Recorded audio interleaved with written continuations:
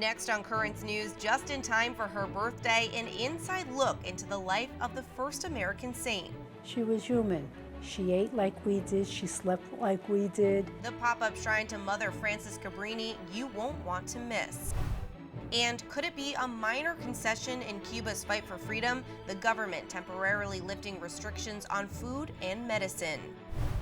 Bishop Nicholas DiMarzio sending a plea to Catholics across Brooklyn and Queens, pressure Capitol Hill to keep the Hyde Amendment, a warning. The outcome will be that taxpayer money will go for funding abortions. Plus, Bishop DiMarzio talks about the situation at the border and what the church can do to help. The news starts right now.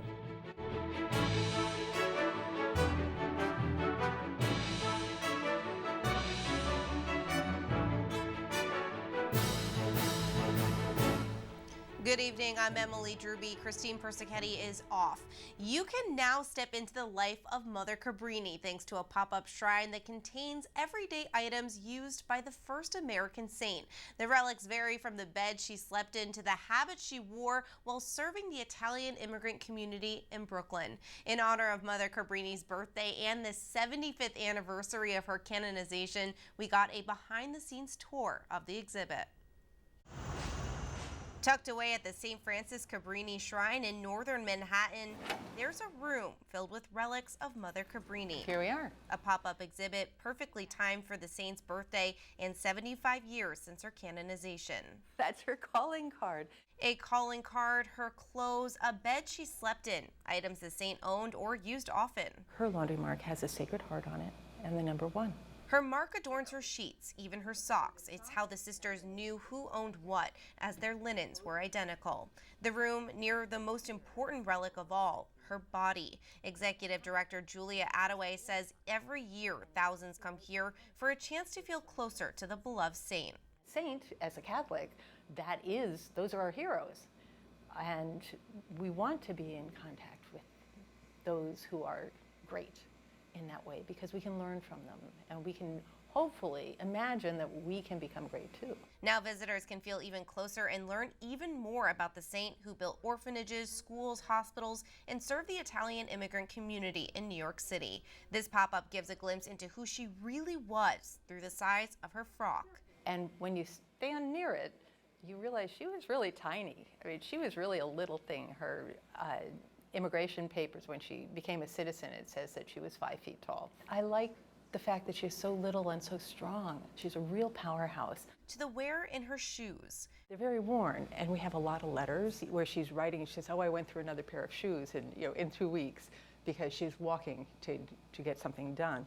Little gems of knowledge you can't get from a photo. Sister Antonina Avitabile is a missionary sister of the Sacred Heart of Jesus, Mother Cabrini's congregation. She says the exhibit helps to humanize her. She ate like we did. She slept like we did. She was a person. If Mother could do so many good things, we can too. Sister Antonina and Julia hope this exhibit helps inspire people to dedicate their lives to helping others, just like Mother Cabrini did. It will remain up at the shrine through the end of August. For more information and to book a visit, go to the pop-up. Go to cabrinishrinenyc.org/#sectionministries or call 212-923-3536. The first ever International Religious Freedom Summit is taking place in the nation's capital. The event, which includes more than 40 organizations from different faiths, is co-sponsored by the USCCB. On the agenda, the rise of religious persecution around the world and violations to religious liberty. Asia Bibi, a Pakistani Christian who was on death row for blasphemy, was one of the featured speakers. The summit will now be held on a yearly basis. Lawmakers on Capitol Hill are hammering out details on a variety of spending bills, making the next few weeks critical.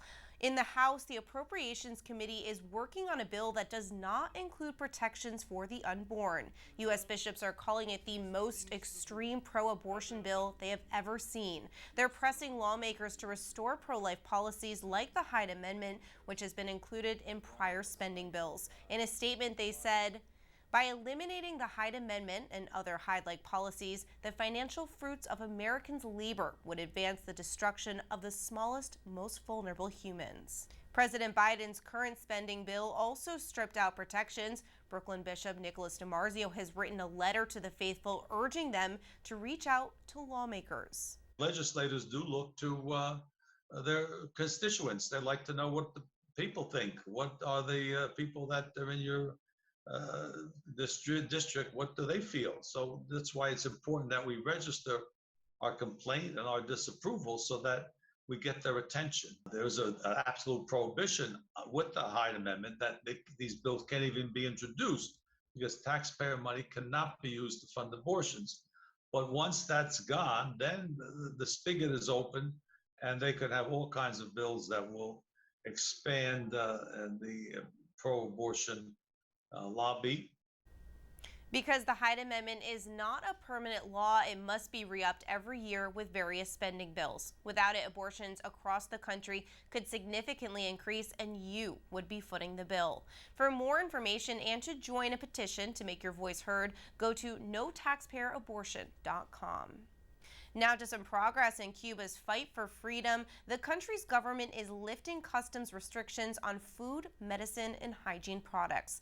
The announcement comes 3 days after massive protests driven in part by chronic shortages. The measure will stay in place for the rest of the year. Congresswoman Nicole Malliotakis, who represents parts of Brooklyn and Staten Island, is a Cuban American and the daughter of a Cuban immigrant. We asked her about her and her mother's reaction to the protest.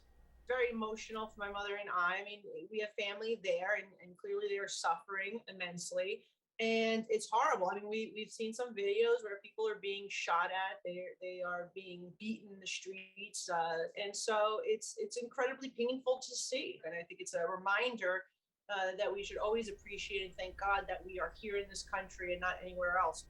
Representative Malliotakis also called on the Biden administration to push the Cuban Communist government to allow non-government organizations to help distribute supplies to the island nation. After blaming the U.S. for the protests, Cuban President Miguel Diaz-Canel is offering some self-criticism. The president, addressing the nation Wednesday night, admitted that government shortcomings in handling shortages and other problems played a role in this week's protest. Canel went on to say, "We have to gain experience from the disturbances. We also have to carry out a critical analysis of our problems in order to act and overcome and avoid the repetition." Meantime, the organization Black Lives Matter is blaming the U.S. for the protest, releasing this statement on Instagram, which says, in part, Black Lives Matter condemns the federal government's inhumane treatment of Cubans and urges it to immediately lift the economic embargo. And that, quote, inhumane and cruel policy is at the heart of Cuba's current crisis. That statement is getting a lot of pushback online. Senator Marco Rubio of Florida tweeting the link with the caption, "The extortionist ring known as the Black Lives Matter organization took a break today from shaking down corporations for millions and buying themselves mansions to share their support for the communist regime in Cuba." Now to another island nation in turmoil. Vaccine efforts in Haiti are finally kicking off as the U.S. delivers 500,000 doses to the Caribbean nation. The Moderna shot will be given to Haitians free of charge and is part of the Biden administration's pledge to donate around 12 million doses to Caribbean and Latin American countries. According to the World Health Organization, Haiti is one of 5 countries in the world that have yet to administer a single coronavirus vaccine. But political unrest in the country could complicate vaccine efforts as Haitian authorities continue to investigate the assassination of President Jovenel Moïse. As Matt River reports, the head of security at the Haitian leader's residence is the latest to be taken into custody. The leaders of 3 different government organizations tasked with protecting the president and/or the places where he spends his time all turned down voluntary invitations for questioning by the prosecutor's office leading the investigation into the assassination of President Jovenel Moïse. One of those 3 men, Dimitri Erard, he leads a unit tasked with protecting the presidential residence. We were able to speak to a close friend of Erard's who says that he is innocent and that any suspicions of him are simply politically motivated. Here's a little bit of our conversation. The president gets killed on Dimitri's watch. Why shouldn't he be a suspect? I'm not saying that he should be a suspect, but the main thing is that he should be questioned and a potential suspect, yes, but the chain of command does not stop at Dimitri. The chain of command, it goes much higher than him. He has bosses, and those bosses have bosses. I don't see any of them, being fired or being questioned, or for that matter, being detained. He's the only person until right now that's being detained. So after all three of those men decline questioning, it's unclear exactly where the prosecutor's office will go next, what comes next. But what is clear is that the investigation into this assassination of President Jovenel Moïse is far from over. Matt Rivers, Port-au-Prince, Haiti. There's a lot more news headed your way. The U.S. could soon see new immigration reform. The Bishop of Brooklyn, Nicholas DiMarzio, shares his expertise on the matter. Plus, the White House is making an aggressive push to address vaccine misinformation as the Delta variant sweeps the nation. And a popular devotion with a heavenly fragrance, a look at the unique contest that's encouraging families to pray together.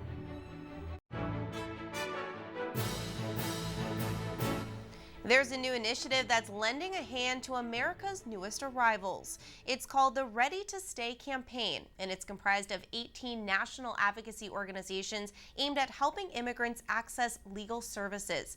The Catholic Legal Immigration Network, or CLINIC, is part of the effort. Bishop Nicholas DiMarzio is a leader and expert on immigration. He helped establish CLINIC. The bishop recently took part in a U.S. bishop strategy meeting in Chicago looking to address the growing migrant crisis on the border. He sits down with former Tablet editor Ed Wilkinson to talk about what the bishops discussed and the solutions they found in this week's Into the Deep. Ed? Thank you. And today we're going to talk with Bishop DiMarzio about a recent extraordinary meeting that was held in Chicago about immigration. So, Bishop, you are the expert on migration policies. So you actually attended this special meeting in Chicago called by the bishops. Why did they call this special meeting? Well, I think the border crisis really was the precipitating event. In fact, there was Bishop Seitz, who's the Bishop of El Paso, who tried to organize the meeting, which he did a good job of doing, really. So we had bishops from Latin America, especially from Central America, where these people are coming from, and American bishops, people who had special interest or had some expertise in it. So we're actually about 20 bishops together, plus lay people, different experts in different areas. And it was a time where we're trying to figure out what the church can do in a unified way to assist the country in understanding this issue better. Clearly, we know if we don't get this right, we're never going to get any reform, because people keep looking at the border and they say, people are coming here, there's no border anymore. People really did want a wall. Well, a lot of people did, not everybody, because they felt we were being invaded. We weren't protecting our borders. And we do have a right to have borders. At the same time, we have to be compassionate to people who are seeking asylum, which is a terrible thing if you're really fleeing because you're afraid for your life. So there had to be a balance, and that's why we came together. We issued some talking points afterwards that I think could be a guide to the church in doing the next steps. What did you hear from the bishops who actually have dioceses on the border? Did they talk about safety? Did they talk about being overrun by people? Well, the Mexican bishops were there, but more the people from Central America, where they're coming from, El Salvador, Guatemala, Honduras. They just realize and say, look, our countries are in crisis. You know, there's a problem with safety, with gangs, with people being recruited for gangs, and that's why sometimes they flee. They don't want to get into the gangs. So they realize there's not much they can do. You got governments there that really have failed states in a sense. They're not really capable of managing their countries that well when you have these kind of things happening. So they understand why people leave. They try to help them not to leave if possible, but it's an overwhelming circumstance. Whereas in Mexico, again, they're there trying to help the people because if they get pushed back to Mexico, they have nobody to help them unless the church comes to their aid. The government doesn't do that much there for them. although they agreed to take them back, they really didn't, get really resources there. That people stay for a year sometimes just waiting in these towns to go. So there's going to be a follow-up meeting with President Biden. What will the bishop say to him? Well, a couple of things that are important. First of all, there was a UN development over 3 years. They came to basically an international plan for the control of migration, but the United States was never participated. We want the United States to get back into that because that's the only way we can do anything. It's an international problem. The United States by itself, unless you're going to build walls all over, can't control people coming. We have to do this with everybody's cooperation. That's the first thing. And then there was more immediate things which actually happened already. This Rule 42, which meant the people were being pushed back, and to let that stop, which they did. But those were two of the critical things, and there are other things that we're going to, that the two bishops who would see him will suggest about it. Again, the DACA is a major issue of these young people that were brought here without their consent, trying to get some, some relief for them.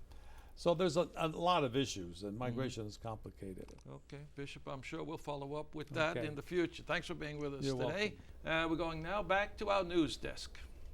Thank you, Ed and Bishop DiMarzio.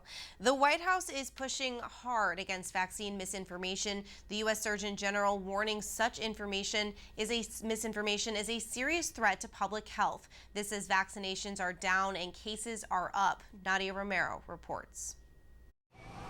As long summer days go on, many had hoped COVID-19 concerns would be a thing of the past. Instead, the Delta variant is spreading rapidly across the country. Delta is here, Delta is dangerous, and Delta is killing people.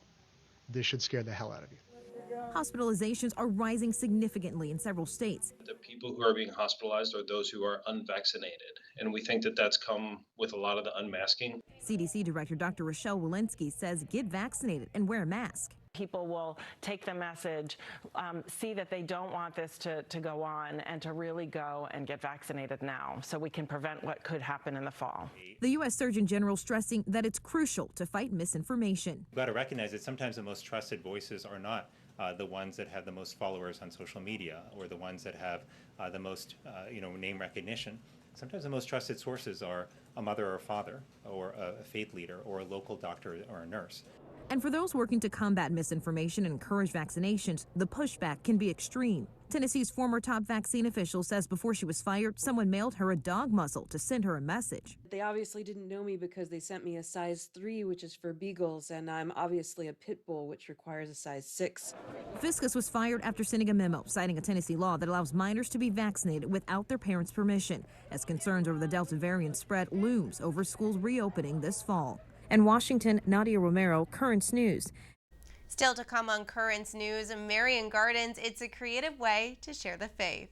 We just want people to create beautiful sacred spaces with Mary, put a statue of Mary, and create a sacred space where you and your family can pray. The details behind the Museum of Family Prayer's second annual Mary Garden Contest. Do you have a story idea or want to share a tip? Email us at newstips@desalesmedia.org or call our 24-hour number 718-517-3122. We'll be right back.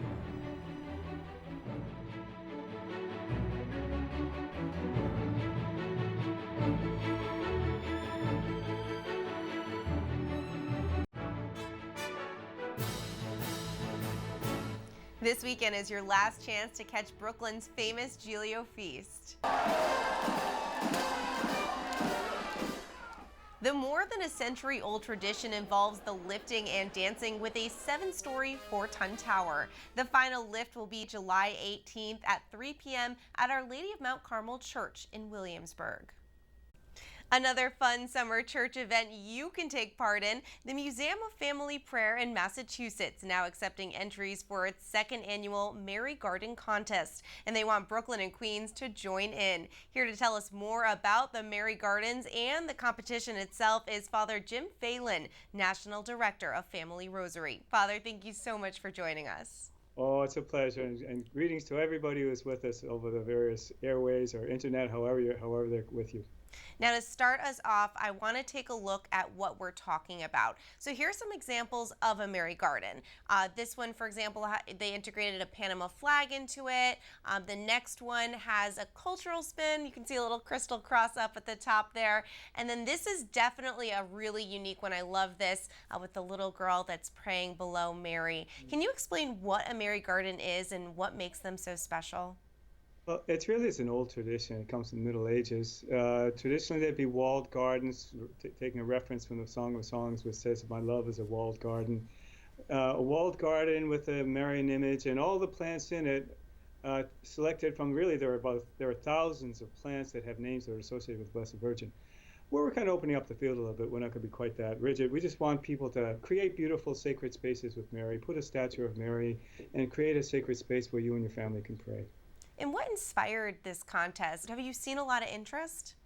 Oh yeah, it's great. Everybody loves it. It's just such a joyful thing. We got the idea last year from the Museum of Family Prayer. Actually, our Museum of Family Prayer was closed last year because of COVID. We're open again now. Anybody comes to Massachusetts, please come visit the Father Peyton Center and our beautiful Museum of Family Prayer. But still the same. We had a similar situation from last year in some way. It was COVID. Everybody was scared. Everybody's closed in. And, let's just try to create some beauty. The Marian garden, the idea of the Marian garden, people in their own homes could have Marian gardens. It's a kind of just opening some space. The space that we need, the space for God, to let God into our lives, to let the Virgin Mary bring Jesus into our home by creating a beautiful garden. And now this is the second year for the contest. What kind of entries did you get the first time around? Anything special? Anything stand out to you? Oh, we got a variety of things, and they're all beautiful. Last year it was the first time, so we did the judging internally, but I thought the judging was really just a beautiful experience to see people offering the beauty they created. We had some kind of communal projects that were kind of parish gardens, but then some small gardens, big gardens, small gardens. They were just all beautiful because they showed the love that people had in their hearts for God and the Blessed Virgin Mary. And really, we could sense that it was doing what the goal is, to help people open up to hope, to open up to love, and to let the love of God come into our hearts with, particularly with our Holy Mother Mary and prayer. What we're about is the Family Rosary. We are the Family Rosary. So for our viewers that are at home, how can they enter the contest? When is the deadline, and what do they win? So the deadline is coming up soon. The last day for entry is going to be July 26th. Why do we choose that date? Because that's the feast of St. Joachim and Anne. But you can go to our webpage for the museum, museumoffamilyprayer.org. The winners will receive a copy of a great film that we've recently created called Pray, the story of Patrick Peyton. It's a beautiful, inspirational film that help people to understand the importance of family prayer. Winners will receive a copy of Pray, and then a gift coupon, a gift card, and various beautiful items from our Mary Garden, from our museum. This sounds so incredible. Yeah. This sounds so incredible. Thank you so much for joining us to tell us all about this. Father Jim Valen, National Director of Family Rosary, thank you. And everybody, let's spend some beautiful time outside this summer, because it's going to be a great way to take in the hope of Christ, the love of Christ, which is what we all need now. Again, if you would like to join in on the fun and show off your Mary Garden, just head on over to the museumoffamilyprayer.org, then click on Mary Garden Contest. The deadline to join is July 26. And that is Currents News. I'm Emily Drewby. Thank you for joining us, because we are putting your faith in the news. Hope to see you again next time.